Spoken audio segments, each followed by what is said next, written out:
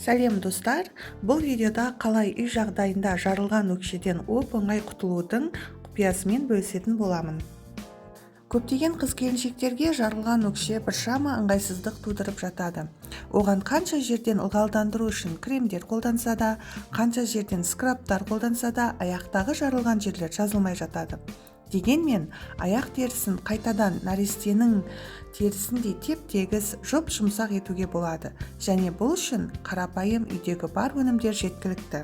Жарылған өкшені емдеуге керемет әсер ететін қоспаны дайындау үшін бізге орташа көлемдегі 1 картоп, жарты лимон, 1 шай қасық тұз және тіс пастасы қажет болады.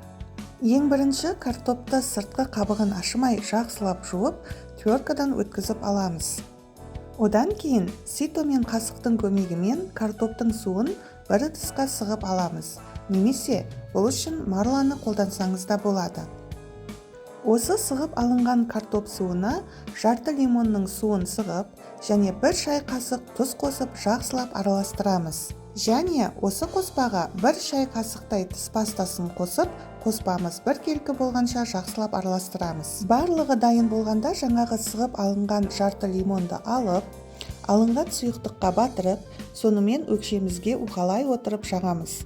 Аяғымызға жаққаннан кейін зақымдалған аймаққа әсер ету үшін 20 минуттай қалдырамыз.